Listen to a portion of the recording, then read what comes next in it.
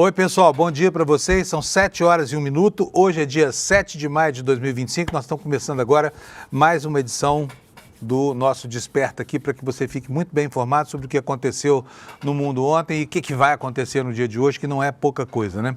A começar pela escolha do novo Papa. Já começou lá no Vaticano o conclave. Não se sabe ainda quanto tempo vai durar e tudo que a gente conhece da história do conclave mostra que o resultado pode ser completamente surpreendente. Especulações estão fervilhando aí nas casas de apostas, mas se você observar bem, além dos nomes mais óbvios, né, tem muito chute nessa história toda, sabe? Ninguém sabe, afinal, se a igreja pretende renovar os compromissos do Papa Francisco, que foi um homem profundamente vinculado à base da Igreja Católica, né? E com uma perspectiva, inclusive, de mudanças no direito canônico que não se completaram no papado dele e que podem ser agora tocados por uma pessoa que venha na mesma linha. Mas pode ser também que o Vaticano eleja um Papa mais conservador para fazer eco às reivindicações de uma parte significativa dos fiéis que são tão conservadores quanto os evangélicos, por exemplo, né? Então, segue lá a expectativa do conclave, abriu hoje. O conclave mais longo da história durou apenas 5 dias. Então, nos próximos dias, nós certamente teremos aqui, conheceremos quem será o Papa que vai tocar o Estado do Vaticano e que vai gerenciar a maneira como os fiéis se relacionam com a Igreja de Roma, né? Aqui no Brasil, nós temos hoje aqui o fim da reunião do Copom, que foi convocada, né, como é praxe, para arbitrar a nova taxa Selic. E a nova taxa Selic é um escândalo. Ela é, enfim, a maior taxa em 20 anos, num período em que a nossa economia tem pequenos problemas de ajuste, muitos deles provocados por coisas que os juros não regulam. Por exemplo, a inflação mundial do preço dos alimentos, né, a crise de confiança despertada pelo governo Trump e tantos outros fatores que, com taxas de juros elevadas, enxugando o dinheiro da economia, não vai resolver o problema da inflação. Em compensação, o ex-presidente do Banco Central já tem emprego novo, viu, gente? Nem terminou a quarentena ainda e o Roberto Campos Neto já está lá, titular de uma vaga no Nubank que não segue uma configuração clássica das empresas. Ele vai ser vice-presidente do Conselho de Administração. Está subordinado só ao dono do banco e, obviamente, que o que vai fazer lá é exatamente aquilo que já fazia no Banco Central, né? Que é cuidar dos interesses de grandes instituições financeiras que, afinal de contas, são quem manda na política brasileira e na economia brasileira, né? Na parte política, nós tivemos ontem o deputado Gilvan da Federal sendo punido pelo Conselho de Ética com uma pena super branda para quem achincalhou com o nome da ministra Gleisi Hoffmann. E ele recebeu 3 meses de suspensão do mandato, enquanto o Glauber Braga, por coisa muito mais humana e compreensível, está sendo banido aí da Câmara. Quer dizer, o Conselho de Ética da Câmara é aquela ética da conveniência, né? É uma ética que serve a cada caso. E como esse Gilvan da Federal é um dos bolsonaristas mais histriônicos, ele foi premiado com a suspensão do mandato por 3 meses. Só para lembrar, quem é Gilvan da Federal? Gilvan da Federal é aquele sujeito que outro dia disse que queria a morte do Lula, que era direito dele querer a morte do Lula. Enfim, é uma aberração que está lá na Câmara, né, sendo preservado, digamos assim, pelos seus pares. E, ao mesmo tempo, a Câmara ontem se deu um presente. O número de deputados no Brasil, a partir da próxima legislatura, vai subir de 513 para 531, né, um aumento para compensar as mudanças no perfil demográfico dos estados do país. Nós vamos saber daqui a pouco quais estados que vão ganhar mais cadeiras, quais que vão perder, já antecipando aqui que essa equalização das bancadas vai custar para o contribuinte brasileiro mais 61 milhões de reais por ano, é o que se espera, tá bom? Bom, é isso aí. Vamos começar, gente? Vamos começar? Cadê o Alex aqui, meu querido Alex? Bom dia. Bom dia, Panunzo. Bom dia, chat. Como vocês estão? Eu tô ótimo aqui, o chat deve estar também. Agora, sim, hoje tem jogo do Palmeiras, né, Alex? Hoje sim, vai ter Palmeiras, né? Vamos ver se continua a boa fase aí, né? Para você ficar alegrinho aqui no corte do ICL. E ontem tivemos o quê? Então, hoje eu vou começar diferente. Ontem teve a primeira rodada do Paulistão Feminino. Realidade Jovem perdeu para o Palmeiras por 1-0. E teve o clássico entre São Paulo e Santos, 2-1 para o Santos, que foi a primeira rodada do Paulistão Feminino. E ontem, na Libertadores, no futebol masculino, teve a vitória de 2-0 do São Paulo contra o Alianza Lima. Fortaleza ganhou de 4-0 do Colo-Colo. E o Bahia ganhou de 2-1 do cara bobo da Venezuela. Cara bobo é um cara bobo? É um cara bobo, é isso? Sim, é um cara bobo. Cara bobo. De onde é esse time aí, o cara Venezuela. bobo? Venezuela, né? Isso. Olha, beleza. Agora, gente, o Neymar, obviamente, não jogou, porque ontem o Santos jogou futebol feminino, né, Alex? Sim. Mas tomou uma trollada no moça, gente. Olha só, aqui nós temos aqui, quer ver? Bota minha página aqui no ar. É uma matéria da Fábio Oliveira, dizendo aqui no Metrópolis, né, que ele deixou um recado para a influencer depois de um vídeo. Só que essa manchete que esconde o que realmente aconteceu, que nós vamos mostrar para vocês. Uma moça chegou ontem lá no centro de treinamento do Santos e, por incrível que pareça, hein, Alex, eu vi o Neymar fora de uma cadeira de roda, tem nada disso, o homem está andando direitinho, só não está jogando futebol, né? Alex? Eu tô aqui. Opa. O cara tá no estilo, porém não tá jogando futebol. Tá só flanando, né, pelo futebol.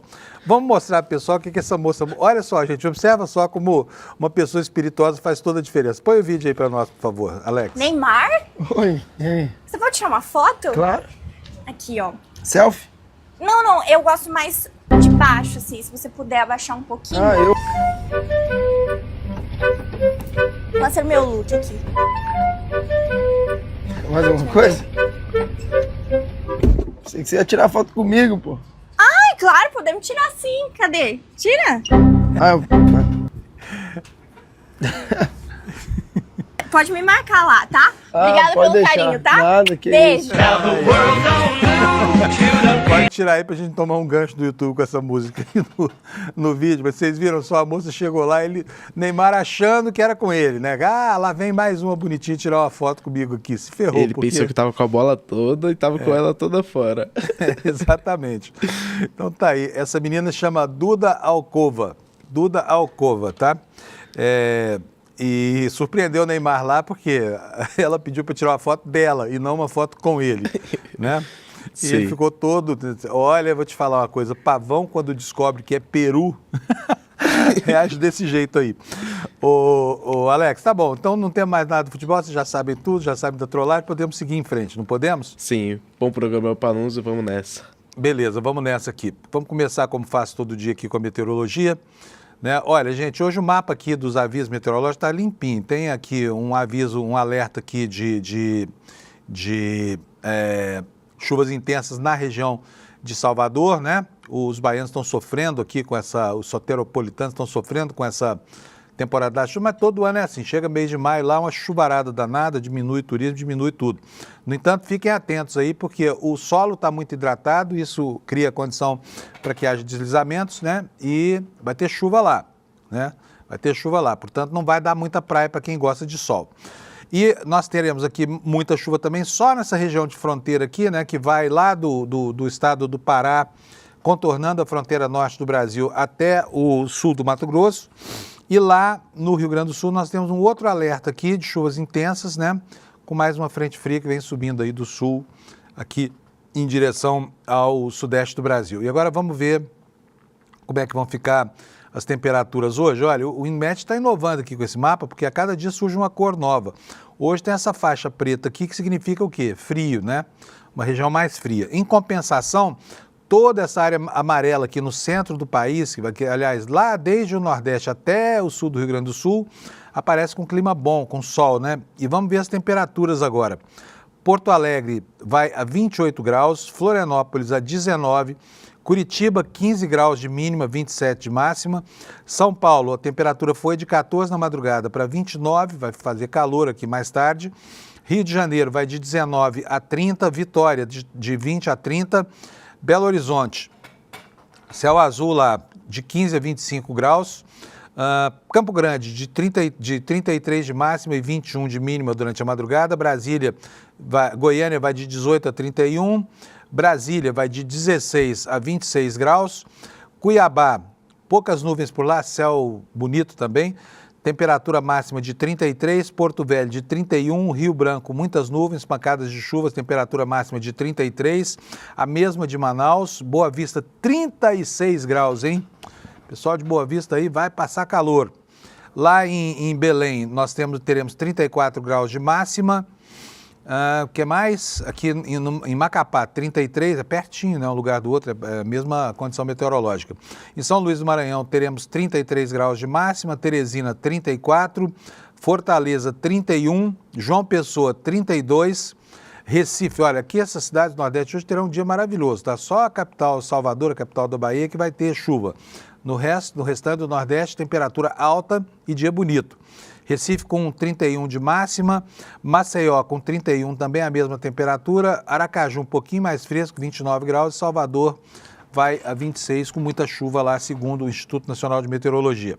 Então tá feito aqui, você já sabe como vai ser o tempo aí na capital do seu estado, provavelmente na sua cidade, né? E vamos logo começar com o noticiário de hoje. Eu quero mostrar para vocês, como eu faço sempre, os destaques aqui no site do ICL. O site do ICL, você já sabe, é iclnoticias.com.br. Olha, na manchete principal do nosso site, está aqui a imagem dos cardeais reunidos lá na Capela Sistina. Sob a manchete, começa o conclave, tá? 133 cardeais com direito a voto, nem todos os cardeais votam, são 153, mas os que têm mais de 80 anos não participam do conclave, tá? Então hoje já começou aqui, daqui a pouco, provavelmente, ainda hoje nós teremos aqui a fumacinha saindo lá da chaminé, com a probabilidade muito remota de que os nomes sejam, que haja uma composição lá para eleger o Papa na primeira votação, o que é muito raro, tá? É muito raro. E daqui a pouco nós vamos mostrar por quê. Como é que vai ser o conclave? Vamos dar uma olhadinha aqui, uma espiadinha na manchete aqui no site do ICL. A matéria informa que começa hoje o conclave, né? Na última congregação geral dos cardeais, na manhã de ontem, os 173 cardeais, dos quais 130 aptos para votar, traçaram o perfil do 267º sucessor de Pedro.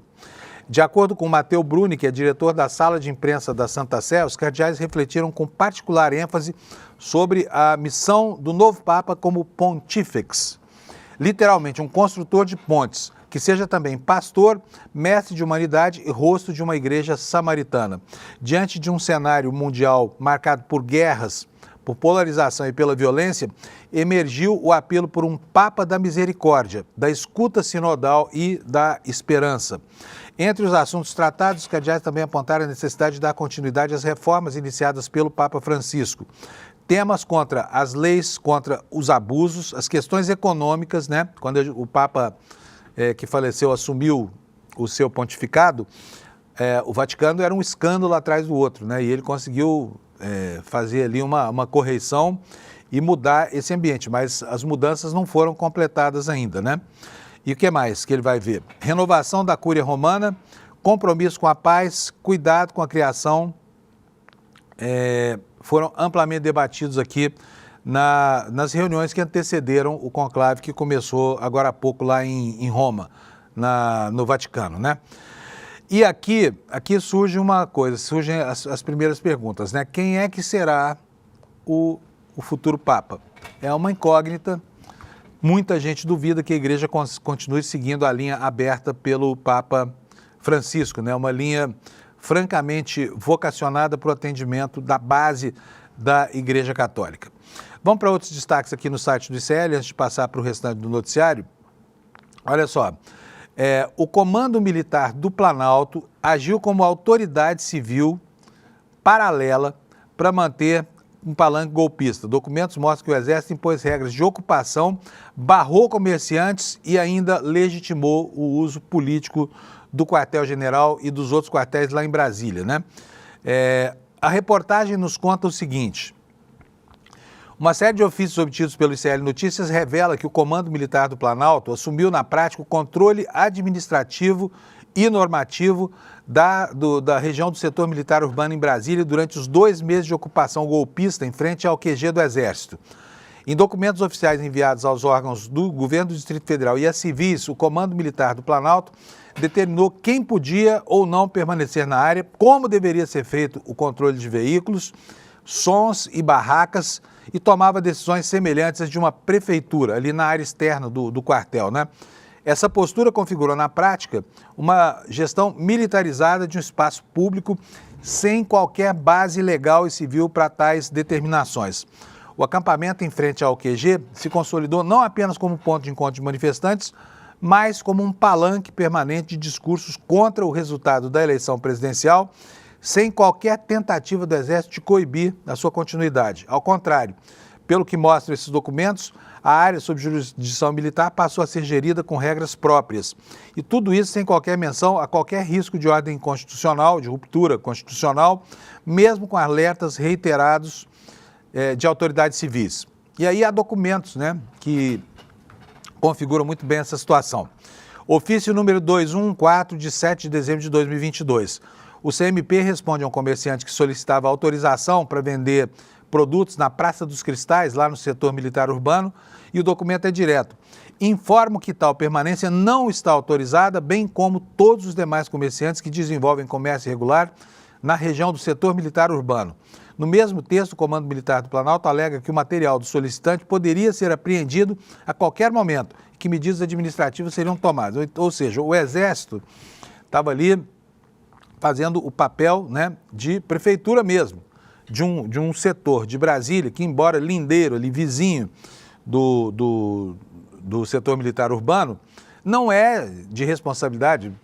Autorização para comércio, autorização de instalação, de permanência, de ocupação de espaço público com barraco, com qualquer outra atividade, não é própria do Exército, né? Então está aqui uma reportagem exclusiva no nosso portal do Kleber Lourenço, que você pode ver na íntegra daqui a pouco, né, quando acabar aqui o nosso programa. Aí nós temos outros problemas acontecendo aqui, que refletidos aqui nas manchetes do ICL. Por exemplo, outro dia, o ICL levou ao ar aqui, isso faz o quê? 2, 3 semanas, o áudio de uma reunião em que o senador Ciro Nogueira, né, arria as suas calças diante da Faria Lima e se oferece aí para encontrar uma solução para que os pobres coitados dos banqueiros não paguem algum imposto de renda, porque já não pagam nenhum, né? São beneficiários de uma proposta, aliás, é uma proposta que de justiça tributária, como diz o ministro Haddad, ainda tem muito pouco, embora melhore a condição de equidade. Não se pode nem falar em equidade, porque não há condição de igualdade aqui. Mas, de qualquer forma, essa proposta vai no sentido de que pessoas que ganham mais de 50 mil reais por mês, que são, né, o topo da pirâmide brasileira, que elas passem a pagar 10% da sua renda a partir de 600 mil reais por ano. Aí o Ciro Nogueira ficou compadecido. Imagina, pobres banqueiros pagar uma fortuna dessa, 10%, né? E ainda que fossem trabalhadores, pretos e pobres, com registro em carteira, que pagam 27,5%, mas não, são banqueiros, tem os benefícios sociais que eles trazem para o Brasil são algo inquestionável, por isso vamos dar só 10% para eles. Mas essa galera não gosta de pagar imposto, que eles gostam de pedir estado mínimo, desde que as rodovias que eles usam para ir para as praias paradisíacas aqui do Rio de Janeiro, de São Paulo, estejam muito bem asfaltadas, né? Isso eles gostam. O Estado é só para isso. Para deixar pobre ter um pouco de dignidade, o Estado não pode agir. Então, o Ciro Nogueira, que é um sujeito muito sensível, né, à penúria dos banqueiros brasileiros, ele logo apareceu aí para oferecer uma solução para isso. Imagina cobrar imposto de renda de banqueiro no Brasil, que absurdo, né, Ciro Nogueira? E aí o lobby dos bancos que se articulou ali, começou a se articular nessa reunião do Ciro Nogueira, está agora em campanha contra a isenção do imposto de renda até 5 mil e para isso conta com quem? Com os serviços do seu serviçal, para fazer aqui um pleonasmo, Ciro Nogueira, né? Esta maravilha de parlamentar, um homem que socorre os mais ricos ao primeiro susto dos mais ricos. Não podemos deixar os mais ricos sofrer neste país, né? Ao mesmo tempo, antes mesmo de a Comissão Especial da Câmara dos Deputados iniciar formalmente seus trabalhos, o projeto que propõe a criação de um imposto para os super ricos e a ampliação da faixa de isenção do imposto de renda já mobiliza setores da elite econômica. Escritório de advocacia, diz a matéria, a serviço de grandes bancos e empresários de alta renda atuam nos bastidores com estudos técnicos e articulações dirigidos aos parlamentares responsáveis pela análise da proposta. Essa ofensiva busca alterar a lógica da tributação para que não incida sobre quem ganha menos de 100 mil reais por mês. Deve ter mais ou menos aí umas 30 ou 40 pessoas, tá? Então só eles pagariam. E ainda assim, pouquinho, né, gente? Porque afinal de contas, não vamos deixar rico pagar imposto no Brasil, porque isso não se faz aqui no Brasil. Quer rico pagando imposto é na Europa, até nos Estados Unidos, né? Outros países, aqui não. A movimentação foi descrita a reportagem do ICL Notícias por fontes com atuação direta na comissão que acompanham de perto os bastidores dessa articulação.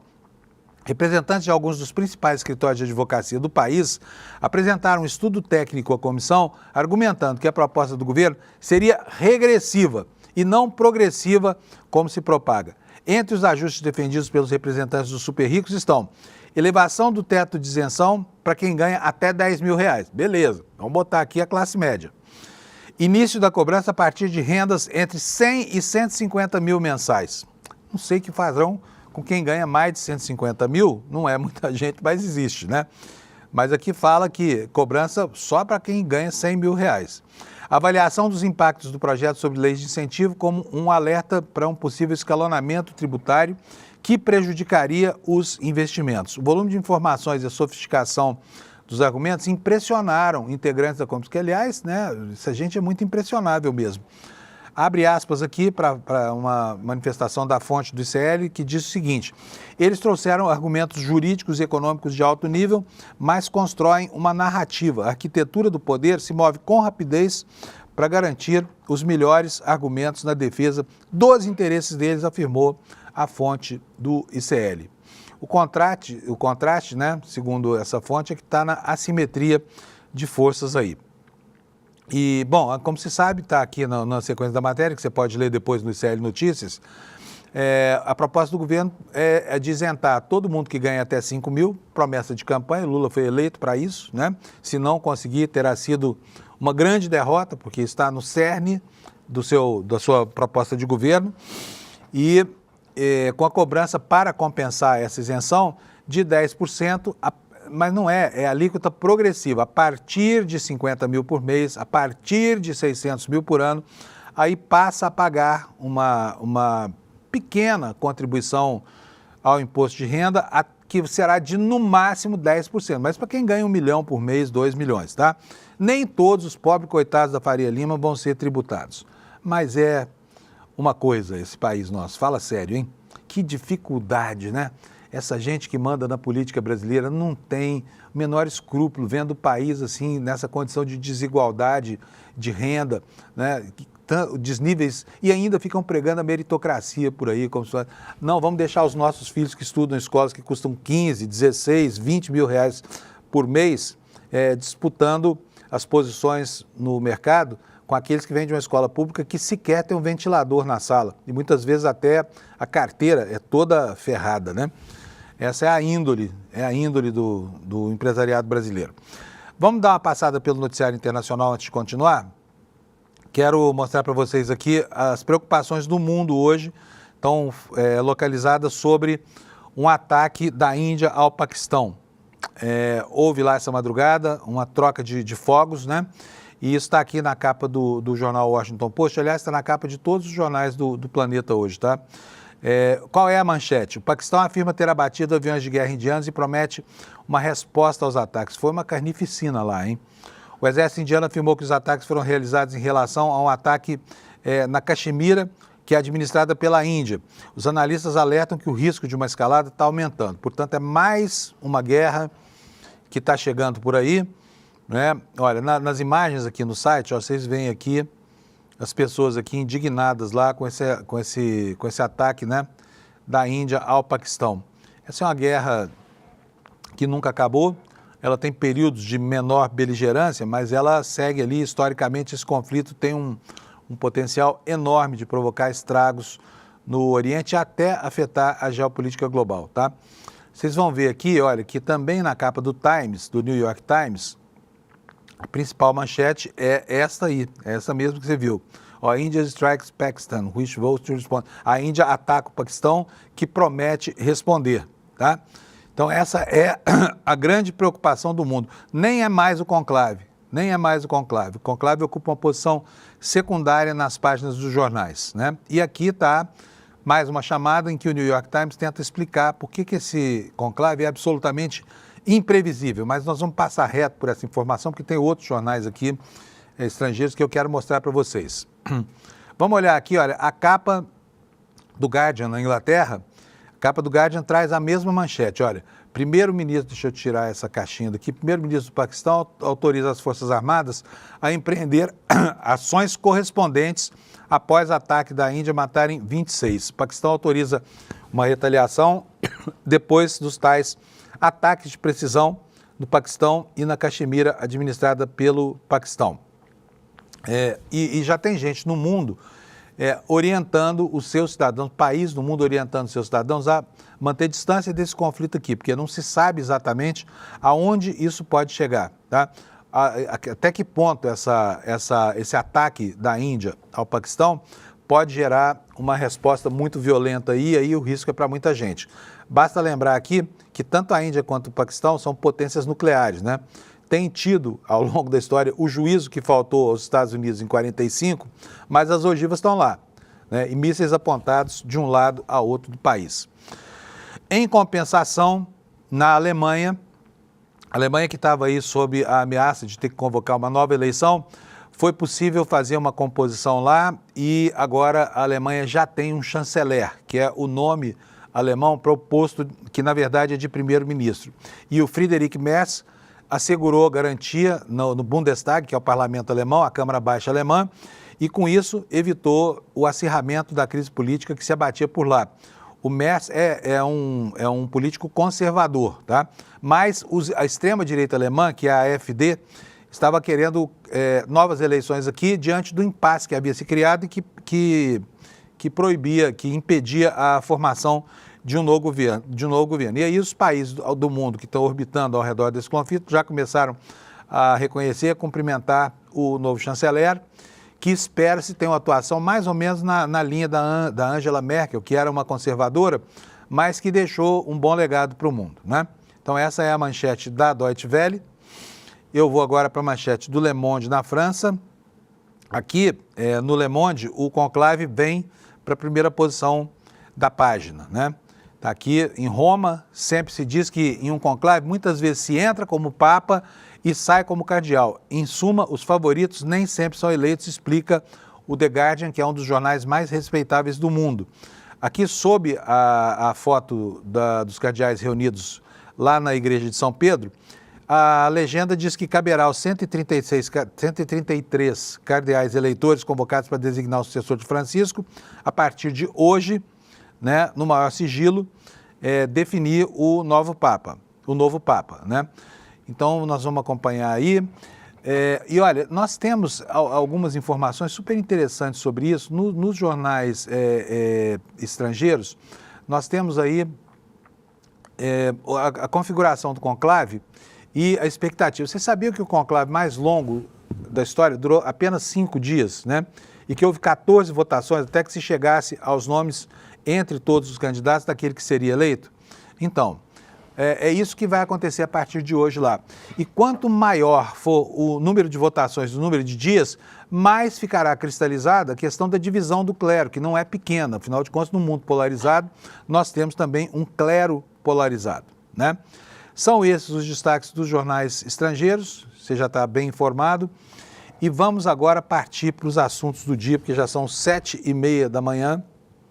E ontem aconteceu o julgamento da admissibilidade da denúncia da Procuradoria-Geral da República contra o chamado Núcleo 4 do golpe de Estado. Quem é o Núcleo 4?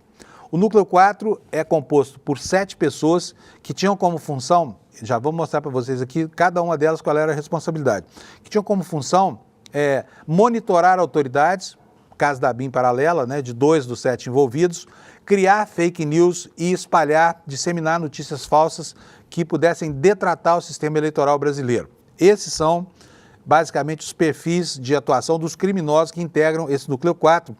E ontem a decisão do Supremo teve uma característica diferente de todas as outras tomadas até agora no curso dessa ação contra os golpistas, que foi uma unanimidade. Pela primeira vez, o ministro Luiz Fux não votou de maneira diferente. E o que aconteceu ao redor digamos assim, desse novo comportamento do ministro Luiz Fux, que havia virado, né, o queridinho dos bolsonaristas. Os bolsonaristas estavam dizendo que o Fux é demais, que ele é lindo, a peruca dele é maravilhosa, tudo lindo do Fux, e o Fux ontem quebrou a asa dos bolsonaristas porque ele votou junto com o relator pela primeira vez e aí, né, os bolsonaristas começaram a desconfiar que estavam de novo fazendo papel de otários, né?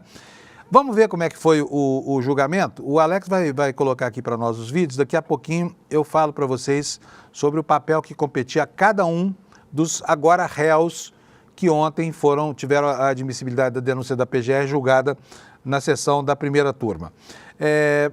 Para começar, eu quero dizer para vocês o seguinte, que, olha, piada de ministro do Supremo é tão engraçada, gente, é super divertida. Vocês não têm ideia de como é legal, assim, o bom humor deles. Vocês vão ver agora, eu vou colocar aqui para vocês um dos momentos de maior descontração da sessão e eu tenho certeza que você vai morrer de rir aí na sua casa. Quer ver só? Põe para nós, Alex.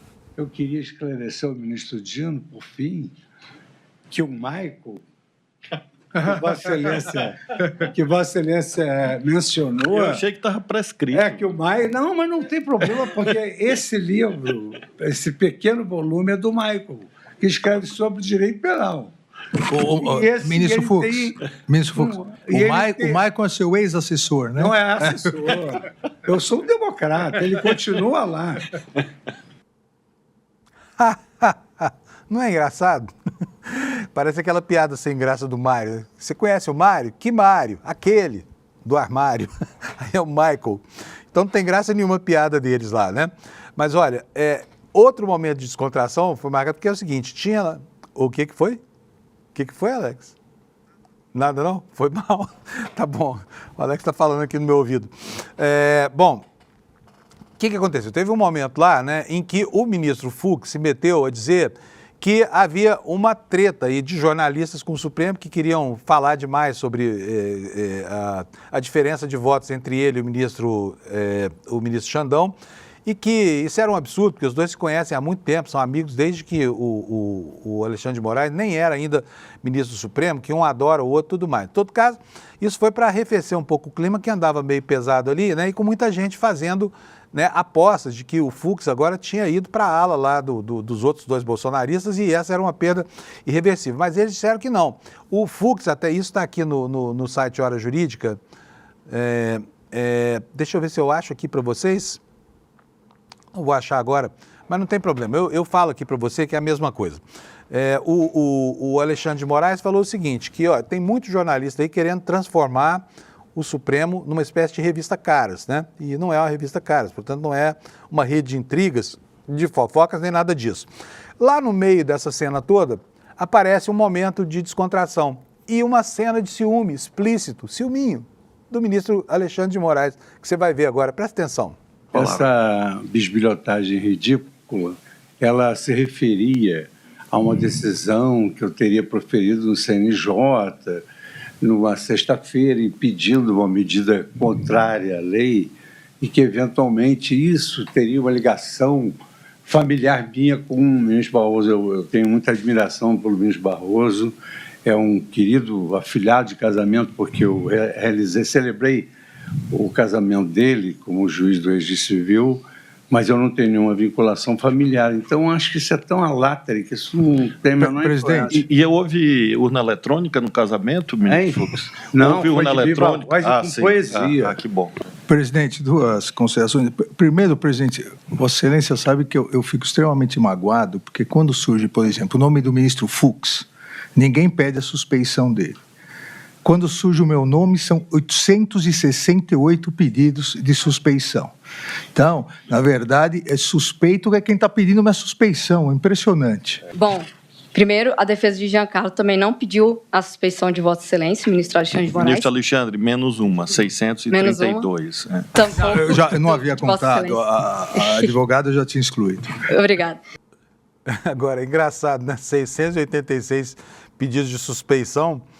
E aí vem o ministro Fux, o ministro Flávio Dino e fala, não, essa aí é uma minha. Aí que os advogados começam a ocupar, eu não pedi nada disso não, tá? Poupa aí o meu representado. Que mais, gente? Antes de proferir seu voto, ontem o ministro Alexandre de Moraes fez uma manifestação para explicar para as pessoas, e a atenção dele é incrível, assim, sobre a repercussão pública das decisões tomadas ali no Supremo Tribunal Federal. Ele fez questão de explicar que as condenações, palavra incorreta, que o acatamento da denúncia, o acolhimento da denúncia pela primeira turma do Supremo não seguiu apenas provas obtidas em delação premiada, porque está sendo difundido aí nas redes sociais do Bolsonaro. Não, foi só a delação premiada daquele traíra do Mauro Cid. Ele falou, não, gente, não foi nada disso. Além disso, tem muita prova. Quer ver só o que ele falou? Põe para nós, Alex, por favor. Há provas que foram obtidas a partir da colaboração premiada. Agora, há inúmeras provas, todas essas narradas, inúmeras provas absolutamente independentes e autônomas, fruto principalmente do belíssimo trabalho de investigação da Polícia Federal, buscas e apreensões, obtenção, inclusive, nós vimos hoje, de áudios, mensagens. Então, é aqui o requisito legal de que não é possível o recebimento da denúncia somente com informações baseadas na delação. Obviamente, esse requisito está preenchido porque há a colaboração premiada, há provas que comprovam a colaboração premiada e há dezenas de provas independentes e autônomas que corroboram, nesse momento processual, a ampla materialidade e indícios suficientes de autoria. Pois é, gente. Então, vocês viram aí a explicação do ministro Alexandre de Moraes, dizendo que, olha, gente, parem de falar que é só delação premiada. Não é, tá? A delação premiada possibilitou a coleta de provas, tá? Mas há provas que não passam pela delação premiada do Mauro Cid. E aí, a respeito dessa cena que eu falei do Silminho, tem aqui, eu achei aqui a matéria no site Hora Jurídica, HJUR. Aqui, Moraes afirma que alguns querem transformar o Supremo em revista Caras. Durante a sessão da primeira turma do Supremo Tribunal Federal, que julga a denúncia da PGR contra o chamado Núcleo 4, o relator do caso elogiou a atuação da imprensa na cobertura, mas afirmou que parte dos jornalistas quer transformar o Supremo Tribunal Federal numa espécie de revista Caras. Então tiram foto da gravata dele, do terno do ministro Flávio Dino, querem fazer intriga. Na verdade, ele estava dizendo aqui sobre o que tem sido imputado a ele em relação ao ministro Fux, né? Porque ambos andaram divergindo muito aí. Mas ontem, essa divergência não apareceu na sessão de julgamento. Quem sabe se o ministro Fux resolveu, de repente, adotar uma nova postura, porque ao começar a proferir o seu voto, ele disse que ficou muito impressionado com a soma de elementos contra os réus que estavam, os futuros réus àquela altura do campeonato ainda, né? Que estavam ali sentados diante dele, né? Foi isso que aconteceu ontem por lá no Supremo Tribunal Federal.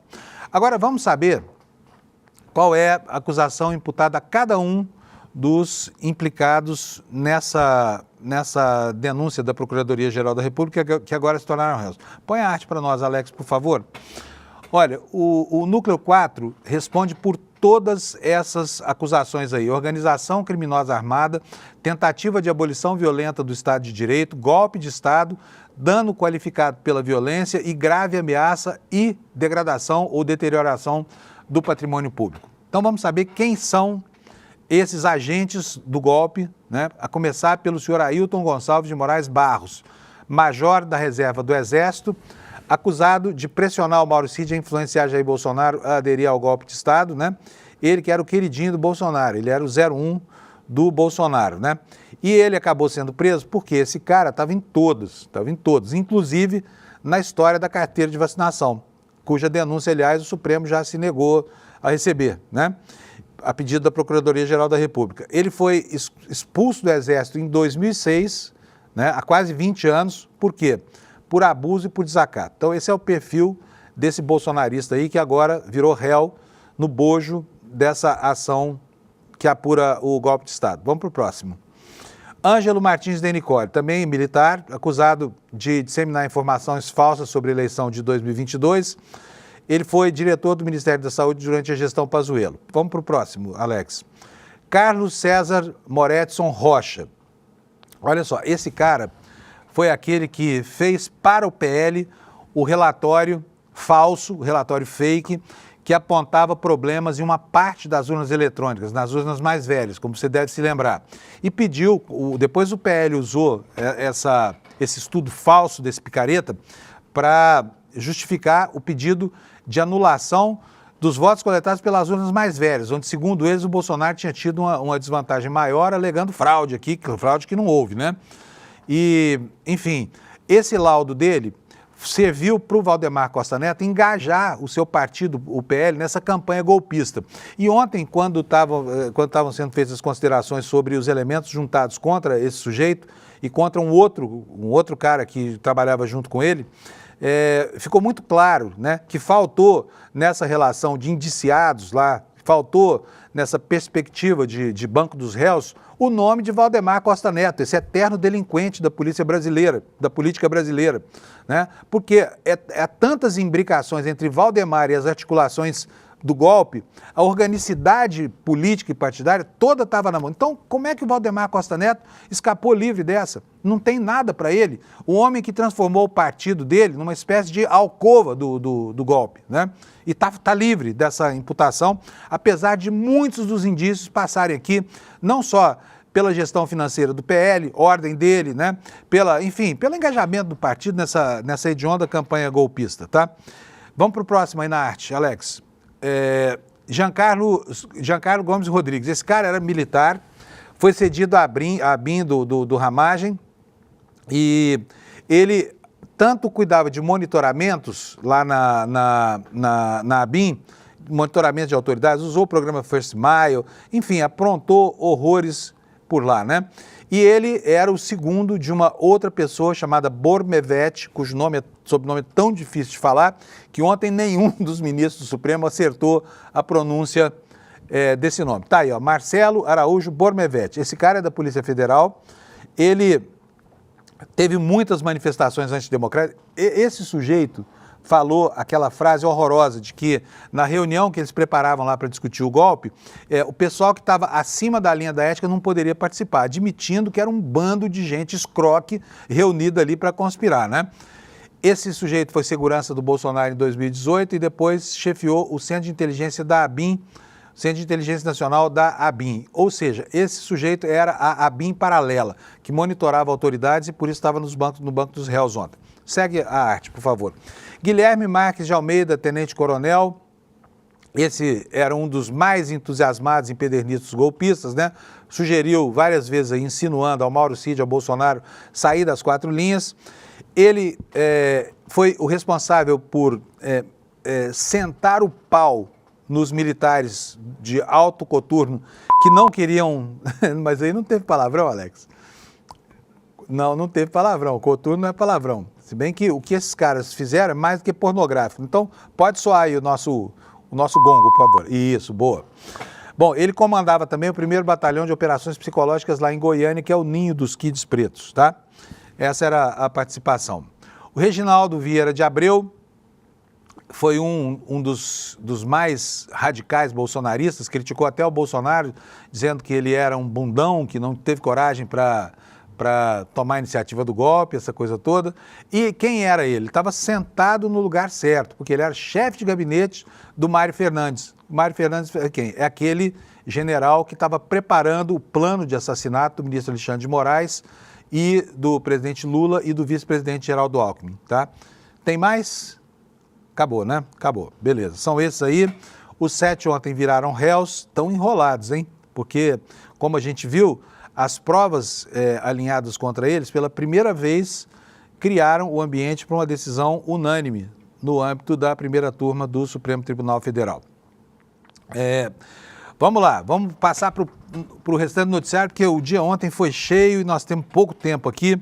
Quero que você saiba que a Câmara dos Deputados ontem aprovou um projeto de lei para aumentar o número de parlamentares federais, né? Eles passarão de 513 para 531, com a ressalva de que falta o projeto passar pelo Senado, onde certamente vai ser aprovado, porque isso diz respeito à autonomia da Câmara Baixa Brasileira, e lá enfim, o Senado não vai se meter a impedir isso, que seria uma compensação pelas distorções de ordem demográfica que acontecem em estados que assim ficariam subrepresentados caso fosse mantida a configuração da Câmara.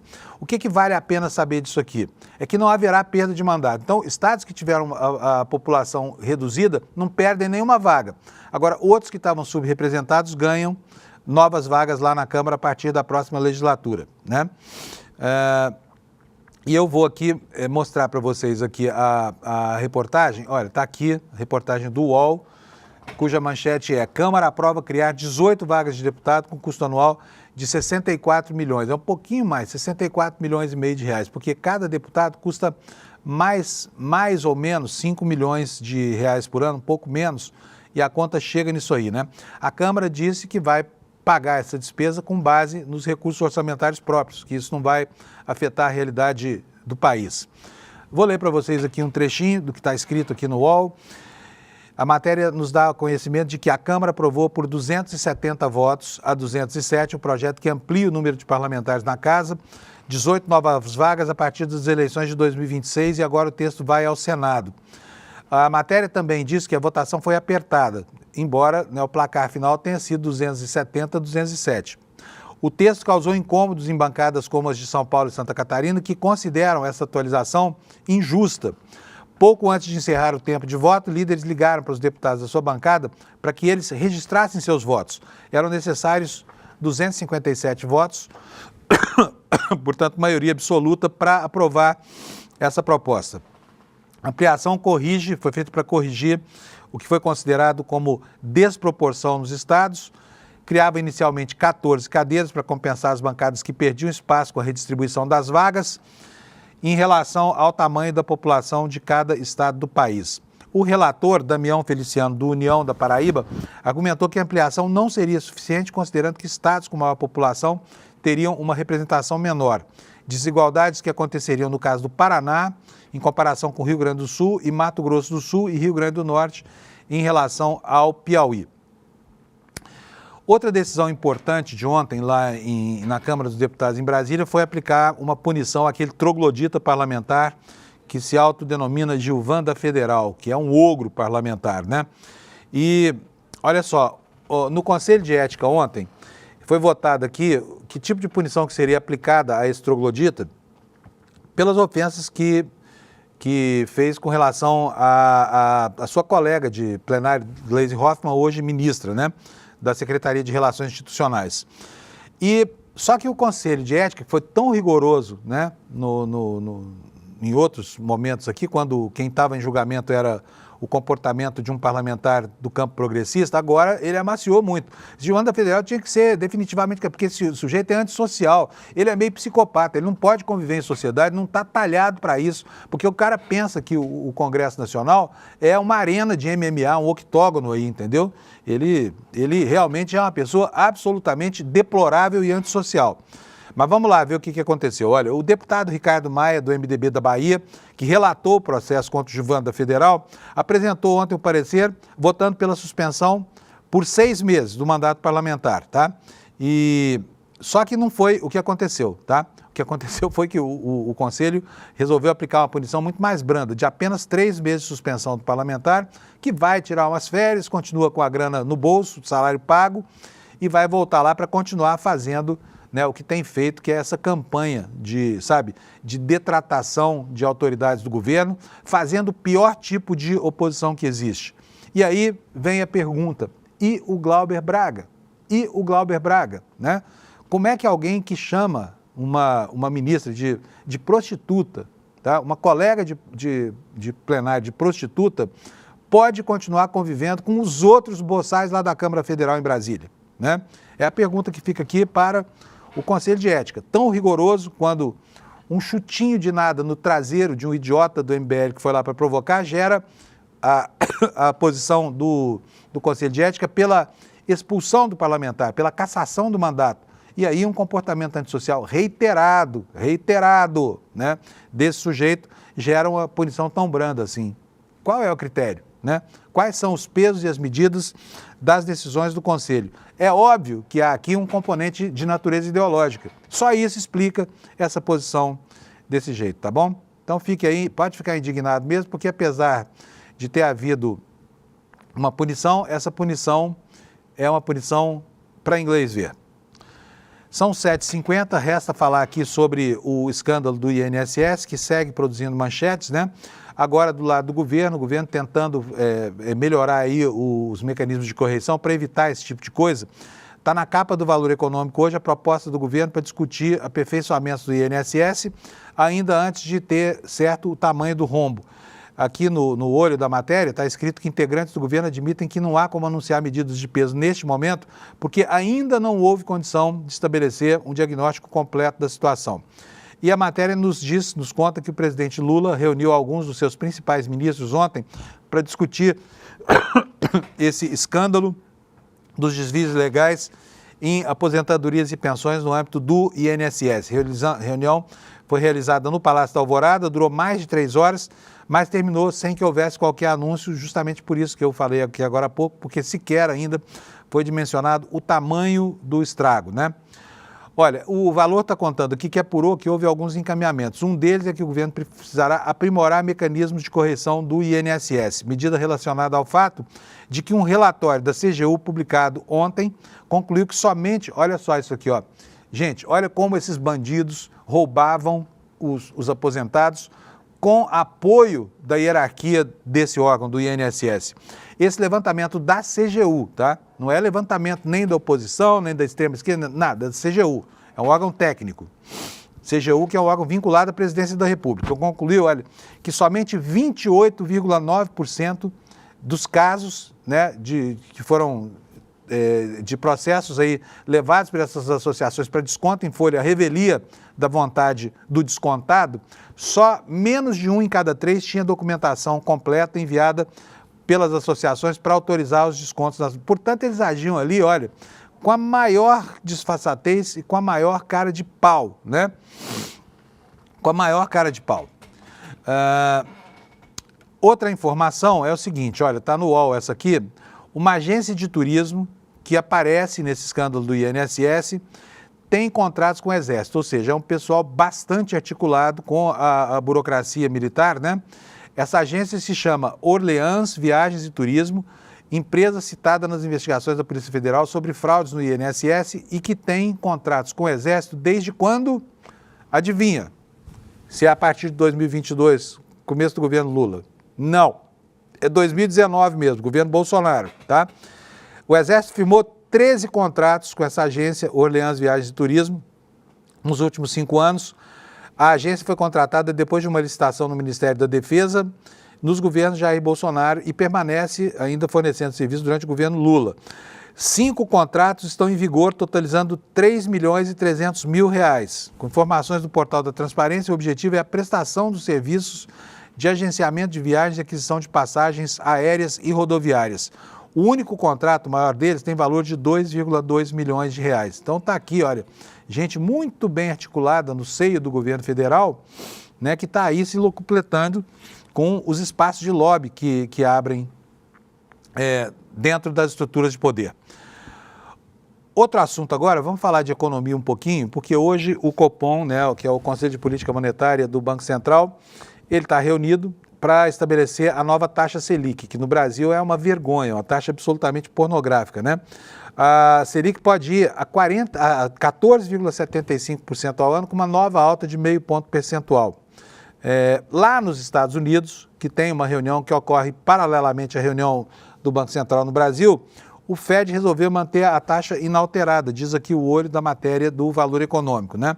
Mas o Copom brasileiro vai colocar os juros básicos da economia num patamar que não se viu aqui nos últimos 20 anos, ou seja, desde que a economia brasileira sofre de problemas crônicos, né? Lá em 2005, 2004, né? 14,75% ao ano. Agora, fala para mim, qual é o empresário brasileiro que vai, né, com uma Selic desse tamanho, conseguir financiamento de capital de giro, por exemplo, para a sua empresa poder fazer face a algumas necessidades eventuais, pagando aí o spread que está além dessa taxa, 40%, 50%, 70% ao ano. Não estou nem falando de crédito para o consumidor, porque aí, olha, 400%, 500% ao ano. O Brasil é o país dos agiotas e os banqueiros querem que a gente reconheça que eles têm qualquer importância social. Eles que só se colocam aí contra o desenvolvimento do país, com essas taxas escorchantes, com a manipulação das opiniões desses conselhos de bancos e tudo mais, que eles tomaram para si como entidades sindicais, quando não deveriam ser, né? Não deveriam ser. E olha, a política do Banco Central sob Galípolo continua extremamente alinhada com os pleitos da banca, que tudo que quer na vida é manter juros como esse para continuar tomando o dinheiro do contribuinte com o intermédio do governo brasileiro, que é o que acontece, tá? 14,75%, e já estamos mirando no horizonte, vamos encerrar este ano malfadado aqui com a Selic ainda acima de 14 pontos percentuais, inviabilizando assim qualquer tipo de possibilidade de que o Brasil venha se tornar um país que seja mais competitivo, né, aí fora, porque lá fora toma-se dinheiro a 2, 3% ao ano, tá? 2, 3% ao ano. Aqui no Brasil é 2% ao mês, quer dizer, o que o empresário lá no Japão paga de juros por ano, a gente paga aqui num único mês, né? E querem fazer desse país um Brasil grande, né? Uma grande nação de banqueiros, né? Olha, depois dessas notícias aqui meio irritadas, eu preciso dizer para vocês que dá um refresco aqui, para que você possa, né, dar uma descansada, assim, é tanta informação, e às vezes informações tão negativas que a gente fica até cansado.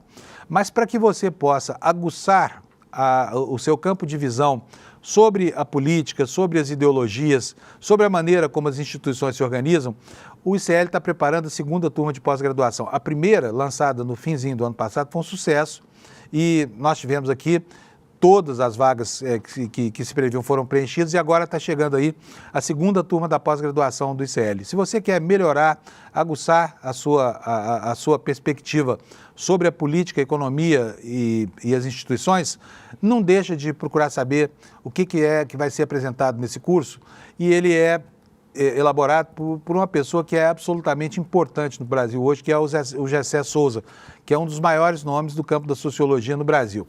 Está aqui, olha, esse aqui é o mote dessa pós-graduação feita pelo ICL junto com a Fundação Escola de Sociologia e Política, que é a mais antiga e mais prestigiada escola de sociologia do país, né? Ali estudaram Florestan Fernandes, enfim, tanta gente ilustre que não é preciso nem falar, porque a sociologia e política da USP é realmente assim algo inacreditavelmente bem conceituado nessa área.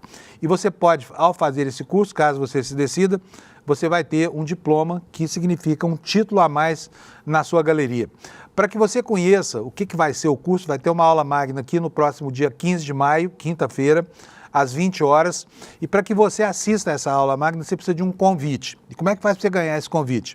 Vai aqui, olha, no site do ICL, ICL Notícias, despertaicl.com.br, despertaicl.com.br. Você vai deixar aqui o seu endereço de e-mail e a gente vai mandar um convite para você participar da aula magna, que por si só já é extremamente interessante, tá bom? A gente nos próximos dias vai dar outras informações, mas aproveita para você não esquecer, faz logo aí a sua inscrição, tá? Nesse linkzinho, não dá trabalho nenhum, é de graça, pode convidar seus amigos, vocês vão se divertir muito nessa aula da quinta-feira, dia 15, às 8 horas da noite, tá bom? Dado o recado, quero dar bom dia para vocês, desejar uma ótima quarta-feira e dizer para vocês que amanhã às 7 da manhã nós vamos estar por aqui para renovar o nosso compromisso de despertar você para o que está acontecendo de importante no mundo e no Brasil. Tchau, obrigado pela audiência e até amanhã. Por que as elites odeiam tanto o povo brasileiro? Segundo essas elites, as cidades de fora são sempre as melhores, as pessoas lá são mais educadas, honestas, bonitas. Cidade boa é Miami, comida e cultura de valor só na Europa. É sobre esse tema e a explicação disso que farei a próxima aula magna da pós-graduação do ICL, Repensando o Brasil, Sociedade, Política e História. A aula Por que as elites odeiam o povo brasileiro será no dia 15 de maio, na quinta-feira, às 20 horas. É uma aula de graça e aberta ao público. Uma oportunidade única para você conhecer essa pós que é revolucionária. Participe desse momento especial com o ICL e a FESP São Paulo.